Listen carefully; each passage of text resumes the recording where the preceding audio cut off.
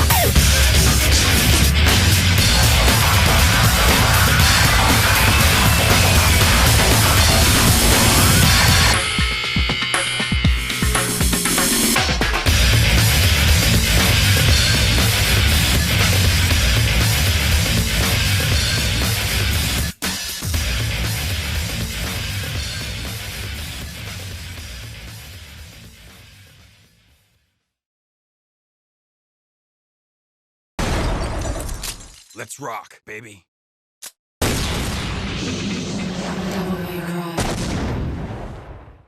But before we could get into this retrospective proper, a little bit of a backstory is needed on this game.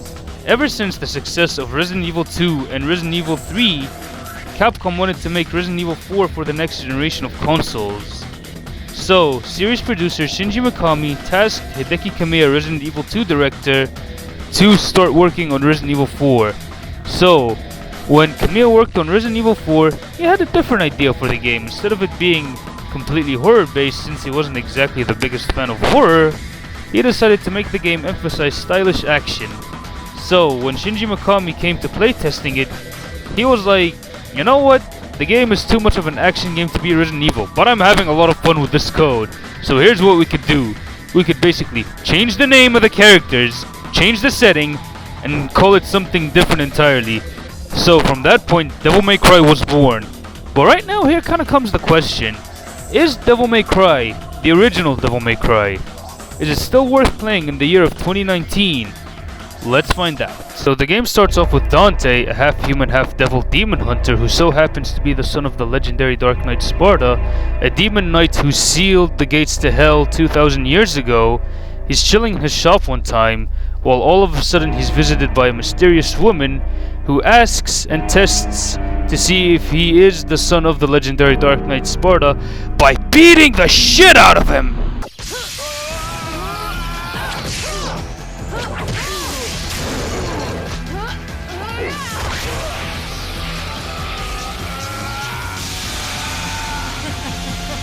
Are you really the son of the legendary Dark Knight Sparda? Didn't your daddy teach you how to use a sword? But being the cocky badass that he is, Dante ultimately defeats the woman in the most badass fashion imaginable. Sword. Time to go to work, guys.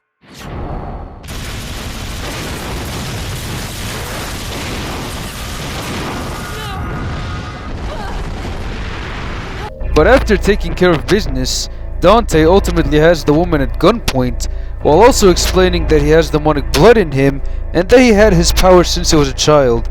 Then the woman all of a sudden reveals that she's not his enemy. However, it's also revealed that the woman is named Trish and she looks like his dead mother. So, the woman Trish actually gives him the task of going to Malay Island to stop the demon Emperor Mundus from resurrecting. Over the years, this game has gotten a very bad rep for the story. However, even though it might not be the best storyline in video game history, let alone in the Devil May Cry series, however, in the context of the game, it works fantastically. One of the main pros that I do have about the storyline is basically Dante himself. With his smart aleck Devil May Care attitude, taunting large demonic monstrosities before engaging in battle with them makes for a very entertaining protagonist to watch, but most importantly, play as.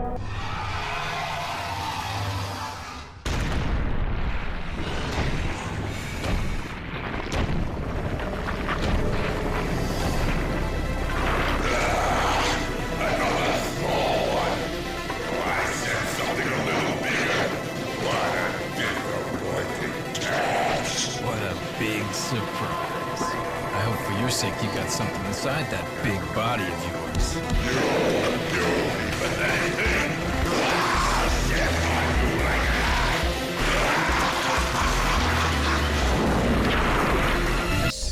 What I also like about this plot is that director Hideki Kamiya expertly uses it to contextualize things like fighting the same boss multiple times, because this game kinda likes to repeat bosses at you. So, what happens is that on the first encounter, the boss barely escapes, then it ends up stalking you throughout the entire castle, watching your every movements to the point where they would corner you to attempt to kill you in a more powered up state. It's also worthy to note that Devil May Cry is one of the only games that handles repetitive game design in a rather effective manner. I'll get more into that as I talk about the gameplay and presentation aspects of the game. But one flaw that I do have with the storyline is that Mundus seems to be a very stereotypical take over the world sort of demon antagonist.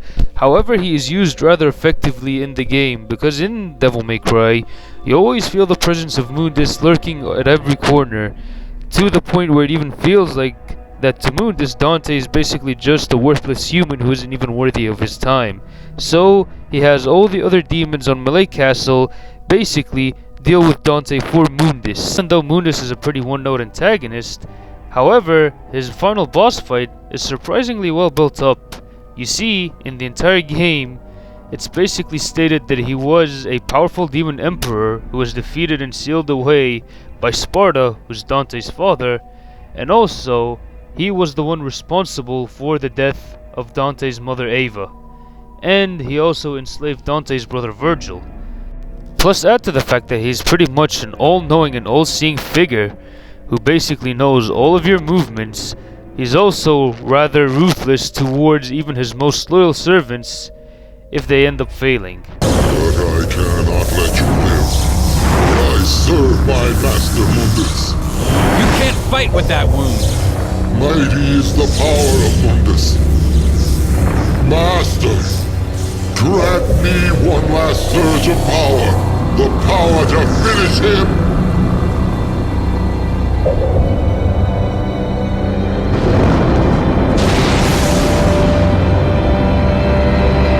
Master Mundus.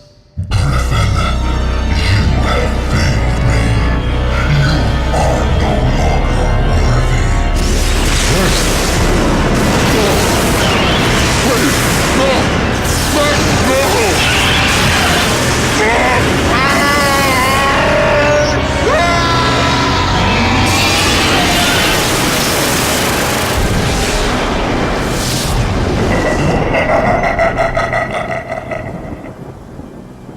Which in turn makes his final confrontation an epic battle for the ages.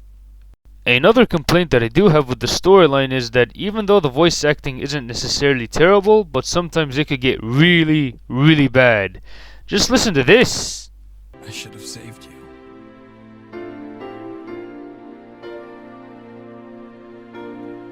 I should have been the one to fill your dark soul with light!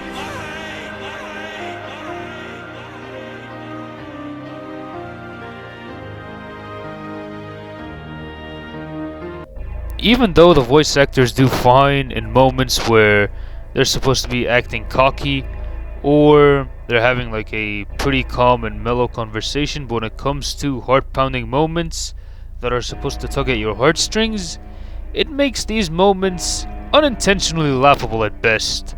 So, all in all, the storyline, even though it's not the best thing in video game history, but however, it is entertaining enough and compelling enough to make you go through the entire journey of the first Devil May Cry. But now, let's move on to the main star of the show, and that is the iconic, stylish hack and slash gameplay. Let's get into it, shall we? The gameplay of Devil May Cry involves hacking and slashing with your sword, and it employs gunplay with your pistols. But as you go through Melee Castle, collecting red orbs from fallen enemies, and purchasing techniques, combos, and other abilities to further dispatch some of the tougher enemies and boss gauntlets in the game. However, it's also worthy to note that the game judges you on how stylishly you play. Since you play as a cocky and arrogant demon hunter, the game also judges you on your ability to be like the on-screen character by having a style meter at the top right of the screen that goes from dull all the way to stylish. Also, the game ranks you at the end of the mission on how stylishly you played. Basically, it bases the ranking on how quickly you've completed the mission and how much hits you've taken. The more hits you take, the more you're gonna get penalized for the end mission ranking. The more you use clutch items like Vital Stars, Holy Waters, Untouchables, and Devil Stars will basically lower your ranking. Even though this may sound tough and patronizing, however, this system incentivizes players to experiment with the different devil arms and firearms that's at their disposal. It also allows them to experiment with the different combinations of moves that they do have, to look as stylish as possible while fighting enemies and bosses. So basically, the game will brutally patronize you and penalize you if you go through the entire experience just button mashing. However, speaking of button mashing, since Dante is a half-human, half-devil hybrid, he can access his Devil Trigger state, provided that he has enough energy. Basically, what you can do in Dante's Devil Trigger state is you basically transform into a demon form, which unleashes his true power, which buffs his melee and projectile attacks, while also allowing you to access Devil Trigger exclusive combos like Alistair's Air Raid and Vortex, and Ifrit's Meteor, Kick 13, and Inferno Ground Smash. In all honesty, 18 years later, after the game's initial release, the game is still a blast to play. With the very fun and arcade combat, it does make you feel like a total badass. Also, speaking of which, the game also prevents you from button mashing due to its challenge. The thing about the game, even if you're playing on normal, or even Dante Must Die, on any difficulty, the game is still a quite challenging romp to go through. But if you end up getting attacked, or dying to a boss, it's not the game's fault. It's more likely your own fault for poorly timing a dodge, or dodging into an attack. But here's the thing about the game's challenge. The more you play it, the easier it becomes. And here's how that's possible. You see, as you go through the game multiple times, you already have an idea of the enemies and bosses' attack patterns, so you know how to act accordingly in the following situations. But if you end up getting a bit rusty, the game is gonna properly kick your ass again. Oh, and if you're going on Dante Must Die runs, you have to be very, very careful. 3 hits on Dante Must Die, and your ass is basically dead. What I also do like about the game is that they included a taunt button in the game. You see, the taunt here isn't just a useless throwaway button, because if you end up taunting while close to an enemy, you gain Devil Trigger gauge, and you also gain style points. This also makes sense because Dante likes to taunt his own enemies, so you get to do the same in gameplay. This makes your gameplay look a hell of a lot more stylish, while also connecting you to the on-screen character in a much more effective way, thus making you feel like Dante in the process. However, the entire package isn't exactly perfect, because I do have a few minor flaws with the game. For instance, some of the camera angles, even though it's serviceable in some areas, but in some areas it makes it hard to see where you're shooting at, or where you're supposed to even slash in the first place. What I also don't like is that the game also, for some reason, has some slow underwater sections. Hell, even the tutorial screen for the underwater section looks bland, uninspired in comparison to the inspired and stylish package that is Devil May Cry. Another problem that I do have is that the fixed camera can make platforming gauntlets at times seem rather annoying and intrusive to the hack and slash experience. But all in all, the gameplay is still very visceral and a lot of fun to play in 2019, even though it lacks some of the technical prowess that is present in Devil May Cry 3, 4, and 5, but all in all, it's still worth giving a shot in 2019. Now let's move on to some of the presentation and atmospheric aspects of the game. Remember when I said at the beginning of the video that Devil May Cry was initially going to be Resident Evil 4? Well, here's the thing, a lot of that Resident Evil DNA has made it over into the game, because a lot of the environments in Malay Castle look legitimately horrifying. It looks like demons have been taking over the place for thousands upon thousands of years due to the Gothic architecture, which also really gives the castle a real sense of history. It also helps they can investigate random parts of the palace in order to uncover more secrets and to find out more about the location that you're in at the moment. Recall what I said earlier in the review about the game using repetitive game design to its advantage. Well, here's how that works. You see, later on in the game you go back to areas that you previously visited to find the location more warped and demonic. Here's how that works. You find a few entrances have disappeared, and you also find that the lighting has changed in some hallways. Even some tougher enemies spawn in that location. What also helps set the atmosphere is basically the shifts in music. You see, while you're in the heat of battle, there's a lot of rock and electronica playing as you fight the enemies. But if you dispatch all your opponents, you find that the game has went back to a more orchestric and eerie soundtrack. This does not just help set the atmosphere, this also helps set the tone difference between Resident Evil and Devil May Cry, which is how would a cocky demon hunter feel while he's fighting grotesque abominations versus a timid police officer, or in some cases a timid civilian. Since we're on the topic of music, I would like to express how much of a killer soundtrack this game has. You see, while you're going on your adventure of Devil May Cry, you'll find yourself listening to a lot of haunting, orchestric music that'll have chills running through your spine, and you'll get goosebumps at the same time. Here, just have a listen to this.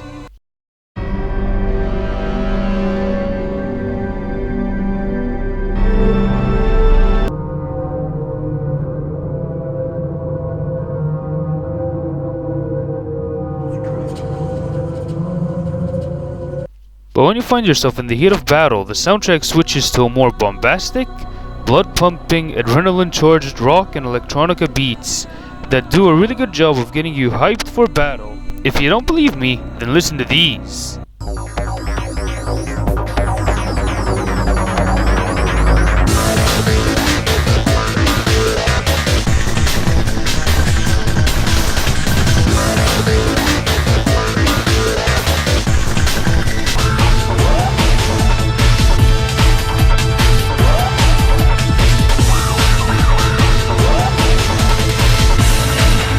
Since I've spoken about level design elements, it only makes sense that I would talk about the visuals of the game, and I would say that the visuals do hold up quite nicely. All of that is attributed to the art direction, since the Gothic European style architecture also helps give the game its horror atmosphere. I would also like to talk about the incredible enemy design that this game has. When you start the game gives you throwaway marionettes that are easy to take out, but as the game progresses, the game introduces more violent, more grotesque looking abominations that are much harder to kill and that are pretty much more grotesque in design. Also, the game has pretty good character models for an early PS2 game. It also helps that the animations are really fluid for Dante's combos and techniques that you do end up unlocking in the game, and some of the cutscenes are pretty well animated for a very early PS2 Capcom action game. All in all, the original Devil May Cry is a hack and slash game that is extremely worthy of your time if you're a fan of the genre. Despite its flaws, its fun and over-the-top arcade gameplay, plus its challenging yet rewarding difficulty, plus its entertaining story and fun-loving protagonist, makes it a game that holds up well in the year of 2019. So I'll be giving the original Devil May Cry a well-deserved A rank.